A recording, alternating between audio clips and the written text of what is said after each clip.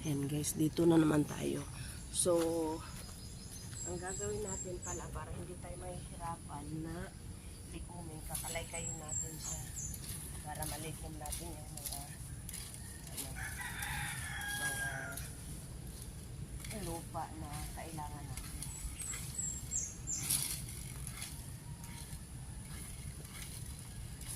Maganda tong kalaykay guys kasi nakukuha talaga natin yung gusto nating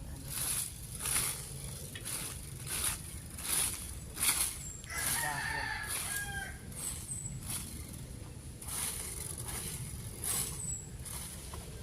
Diba? Madali lang siya.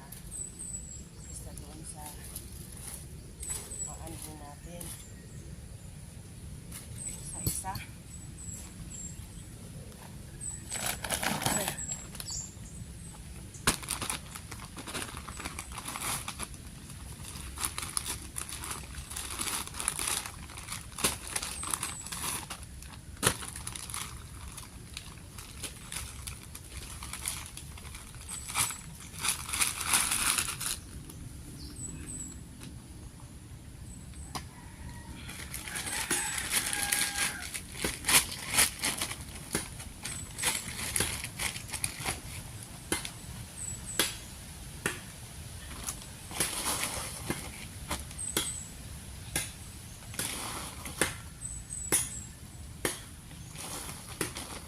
Mas madali ng ganito guys.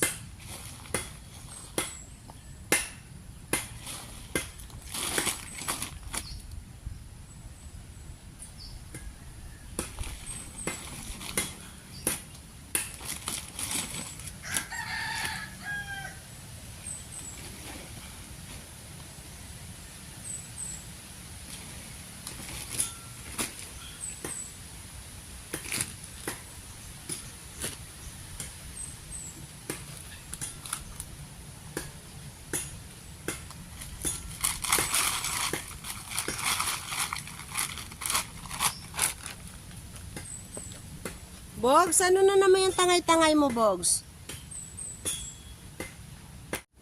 Ayan guys, uwian na naman. Nagawa na pala natin yung lagyanan natin yung ating mga sako. Ayan yung laman ng ating mga sako guys. Ayan. So marami na tayong paglalagyan. Pero meron akong isang linya ng sako dito. May mga halo siyang yung tawag nun, nabulok na kahoy. Ayan.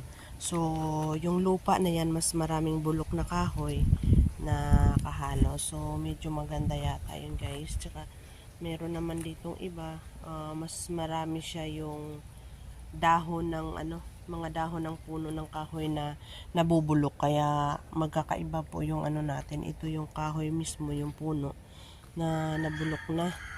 So ayan guys, yung ating nakagawa tayo ng 35 sacks na natin, natin kanina. 35 yan silang lahat guys. So ngayon, dahil nga ang ating malalaki na naman ang ating mga damo, nagsimula na naman lumaki, kaya ang ginawa ko guys, tinabas ko na naman sila. Kaya makikita niyo yung green na nandun sa hindi pa natatabas. Ayan oh. So ayan yung mga natabas na natin, pero maliliit pa yung damo. Kaya lang ayoko na siyang lumaki, gawa ng malaki nga po yung solar. So pagkatapos ko dito, doon na naman sa kasunod na yun, at marami ng green doon. Siguro bukas tapos ko na lahat yan. Nakapokus ako dyan sa pagtatabas ng mga maliliit. Para pagka lumaki na yung nasa baba, edi putol na sila dito, hindi na sila malaki. Ayan, malalaki na yung mga green. Ayan yung ginawa ng asawa ko na paglilipatan natin ng mga pichay, kasi malaki na yung mga pichay natin doon, ay sumuloy na. Tingnan natin guys yung mga suloy nila. Yung mga suloy nila. Saka ko nanguha ng puso ng saging. Nanungkit ng puso ng saging. Ayan, ito. Ayan o. Guys, makikita nyo na yung mga green. Yan po yung ating punla. Pero hindi pa talaga siya totally na nabuhay lahat. Kasi medyo napakatagal na kasi yung mga punla na yun. Na mga buto. So, makikita mo lang yun. Ilan-ilan lang yung nabuhay sa kanila. So, kailangan natin makakuha ng bagong punla. Ayan. Tingnan natin yung paligid. Dalawin natin naman yung ating guys. Yung ating... Ay, nako. May nakatanim palang mga luya dyan. Sa lugar na iyan, may nakatanim ng mga luya. Mga 10 puno yata yung naitanim ko. Tingnan nyo guys. Dito ako nanguha ng mga bulok na kahoy. So, kinaykay ko talaga siya para makuha ko yung mga bulok na kahoy. Maganda rin kasi iyon. Yan ang ating mga gabi. Siyempre, malalaki na yung mga nila, mga dahon. Kaya nakakatuwa naman na ayan na sila oh. Yung makikita mo yung pinagpaguran mo ay tumutubo na. Ayan, sa susunod dito na naman ako maglilinis. Bukas. Ayan, 2 araw lang kasi akong straight na nandito guys. Kaya hindi masyadong nakagawa ng marami. Pero masaya naman kasi mas marami naman akong nagawa para kay Jesus. So, ayan. Si Cassie oh. Kung saan ako nandoon, andoon din siya. Sunod siya ng sunod sa akin. Ayan yung puso na nakuha ng asawa ko. Ayan. At ayun pa, nanunungkit pa oh. Tingnan naman natin yung mga balinghoy na tinanim natin guys. Ayan oh, malalaki na talaga ang mga dahon nila oh. Oh, ayan oh, malalaki na yung dahon ng balinghoy. Ayan. Ayan oh, malalaki na. So, hindi pa natin to matabasan dito guys. Baka maputol natin yung sibol ng balinghoy. At yun namang nakatayo mga poste dyan. Na akala ay poste. Mga malunggay yan. Hinilira ko. Ayun pa nga oh. Marami pang nakadapa dyan.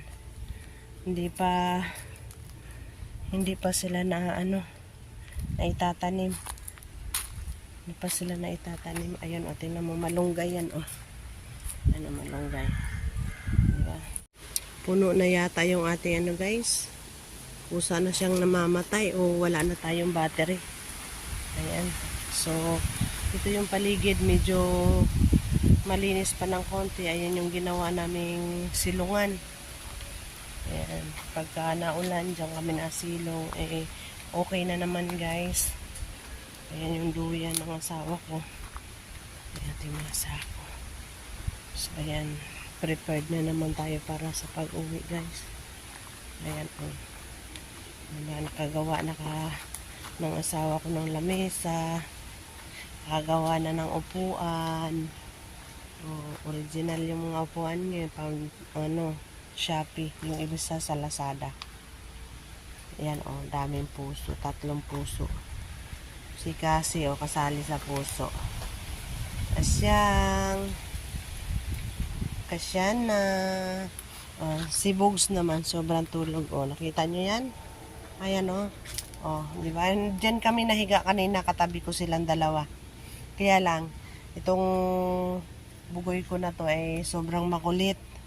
Kaya nagising ako sa ingay at saka sa pangangamot sa likod ko.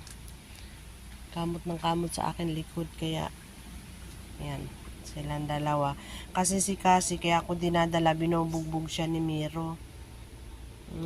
Si Miro kasi napakasungit. Parang si Ali dati. Sobrang sungit. Yan, yung kukuha daw ng kamansi, hindi naman dumating. No. Mamaya susungkitin na lang yan pagka sayang naman kasi pag hindi makuha. Yan po lugar na yan, gusto kong alisin lahat ng mga bukas. Yan na naman ang natin guys. Ayan, 35 na sako.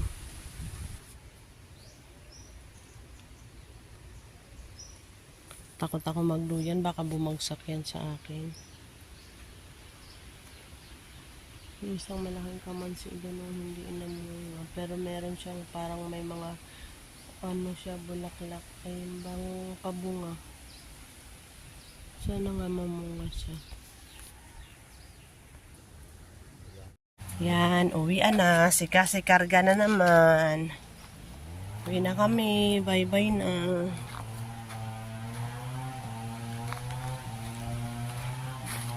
Lakad na naman si Bugs. Nilinis na natin yung bukas. Ang aking kasyana. Karga-karga. Hindi pwedeng hindi karga. Si Bugs lang talaga ang tanging kailangan maglakad.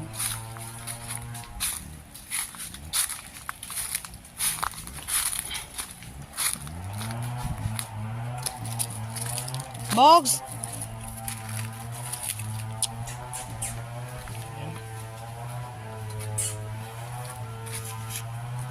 Hindi ka pwede kasi. Bugs! Shhh! Bilisan! Oh! Ang takbo naman niya, oh. Takot talaga si Bugoy sa akin pagalitan.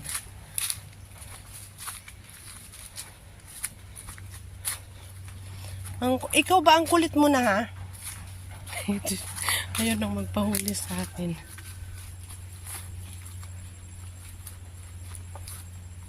Oh, ganda na. Sawali pala yung inano nila dinengding.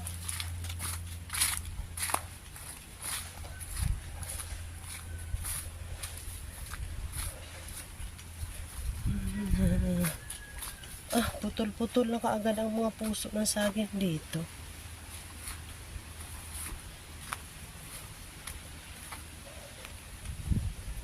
Papayang lalaki. Lalaki na tayo, guys. Ganda, Bugs. Yan, tuwa lang talaga ako kay Bugs pag tumatakbo na ba. Tagilid na basta takbo pa rin. Hindi naman nalaki, lumaki ka na kasi.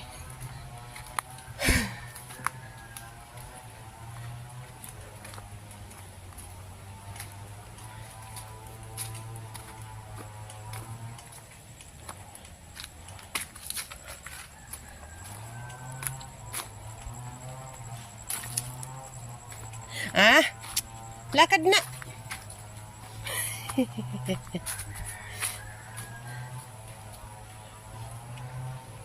Kakatuwa talaga yung lakad ni Bugoy. Lakad takbo talaga siya. Kasi hindi pwedeng pakawalan. Bakit natigil na naman? Lakad na! Shhh!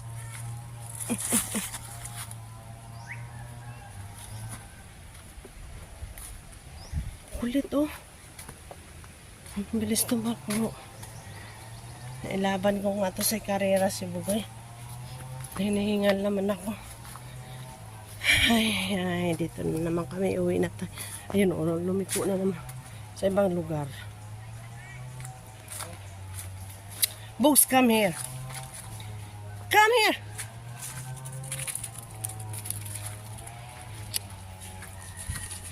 Kulit talaga.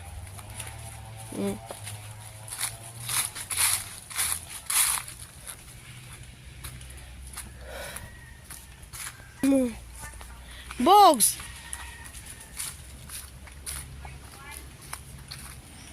Layo na. Kulit na. Sobrang kulit. Napakakulit. Ang bilis ni Papa kasi maglakad.